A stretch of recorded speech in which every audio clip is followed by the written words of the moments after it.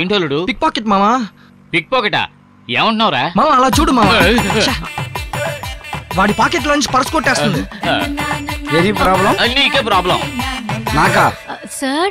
Purse sir. అయ్యో ఈశ్వర, purse ఇవ్వండి. జాగ్రత్త సార్, మీ పర్సుకి చిల్లుంది, జాగ్రత్తగా పెట్టుకోండి సార్, చాలా మంది దొంగనాయాళ్ళు ఉన్నారు. ఓ థ్యాంక్ యూ. మీలాంటి మంచి వాళ్ళు ఉన్నారు కాబట్టి ఈ లోకంలో వర్షాలు పడుతున్నాయి. అవును సార్. చూసారా, నేను చెప్పానుగా వర్షం వచ్చేలాగా ఉంది. అవును సార్. మీరు రోజు ఈ బస్ స్టాప్ దగ్గరికి వస్తారా? ఎందుకు సార్ అడుగుతున్నారు? నేను రోజు ఈ బస్ స్టాప్ దగ్గరికి వస్తాను. లైన్ వేస్తున్నాడు. నిజమే అల్లుడు. సార్ బస్ వచ్చేసింది సార్, బయలుదేరండి, మనం తర్వాత కలుద్దాం. ఓకే, మనం రేపు కలుసుకుందాం. Okay bye. Bye. Okay bye, వెళ్ళొస్తా. Okay sir. ఏం సొల్లు కాచుకుంటున్నాడు రా? బానే ఉంది కదా. మనం ఏదో పిక్ పాకెట్ చేసినట్టు మన ఎత్తడుతున్నాడు. అల్లుడు లాక్ కొట్టినా సరే నవ్వుతూ ఉన్నాడు, చూసావా? అప్పుడే చెప్పాను కదా వీడు ఆట అయిపోయి. ఎందుకే వాడి దగ్గర పర్స్ కొట్టేసా? హలో, మరి టూ మచ్ గా మాట్లాడకండి. నేను పిక్ పాకెట్ కొడితే అతనితో చెప్పొచ్చుగా. అతను వెళ్ళిపోయాక నన్ను అడిగితే ఎలా? నా దగ్గర అడిగే పని పెట్టుకో. ఏంటి ఓవర్ గా మాట్లాడుతున్నావు? ఇలా ఏంటో చూడు. ఏంటి అల్లుడు? అల్లుడు ఇంటి తాళం కప్పల నుంచి బ్యాంకు తాళం కప్పలు తెరిచే వరకు అన్ని రకాల కీసు పెట్టుకుంది అల్లుడు. ఇది పక్కా ఫోర్జరీ, జాగ్రత్తగా ఉండు. అమ్మో, ఇది తాళం కప్పలే కాదు, ఏవేవో కీలు కూడా పెట్టుకుంది. ఎలా లాకేసేది? అంతలో ఈ వదలు వచ్చి మొత్తం చెడగొట్టేశారు.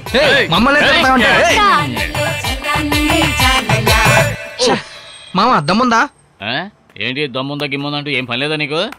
ఇదే ఆఖరి దమ్ము, నెమ్మదిగా కొట్టు. ఇదే వేస్ట్.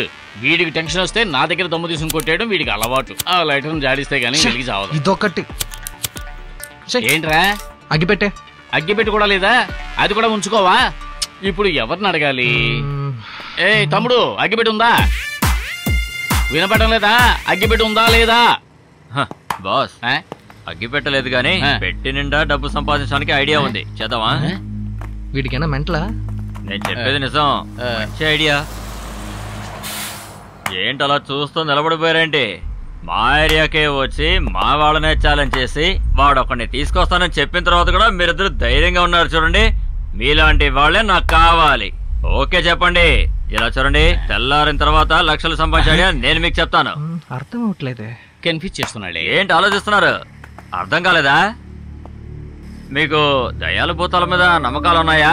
ఇదిగోరా, నేనే దయ్యం, ఈడే పిశాచి. దానికి ఏంటి ఇప్పుడు? ఆ ముక్కే నేను చెప్పాను. ఒకింట్లో దయ్యం ఉందంటున్నారు, భూతం ఉందంటున్నారు, అలాంటివేం లేవంటుంటే ఎవ్వరూ నమ్మట్లేదు. మీ ఇద్దరు ఆ ఇంట్లో ఒక్క రాత్రి ఉన్నారనుకోండి, ఆ ఇంట్లో దయ్యాల భూతాలు లేవని నిరూపించారనుకోండి, నేను ఆ ఇంటి ఓనర్ తో మాట్లాడి మీకు లక్షల డబ్బు వచ్చేట్టు చూస్తాను. మరుసటి రోజు పొద్దున ఏమంటారు? అల్లుడు ఏమంటున్నావన్నా? సరైన వాగుడికాయలా ఉన్నావు, సంబంధం లేకుండా మాట్లాడుతున్నావు. ఇలా రా, బయట ఎక్కడా చెప్పకు, లోపల పాడేస్తా.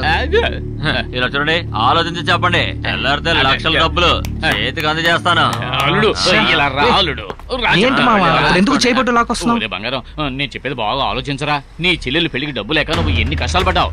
నా పెళ్ళం కూడా రోజు నన్ను వేస్ట్ ఫెలో అంటుందిరా. దాని కళ్ళ ముందే నేను ఒక బిజినెస్ చెయ్యాలి అంటే ఈ దెయ్యాలకు భూతాలకు మనం భయపడకూడదరా. వాడు చెప్పిన అబద్ధం అయితే పర్వాలేదు, ఒకవేళ నిజమే అనుకో మన సమస్యలన్నీ తీరిపోతాయిరా. సిగ్గు విడిచి చెప్తున్నారా, 40 రోజులు అయిందిరా మంచి భోజనం తిని.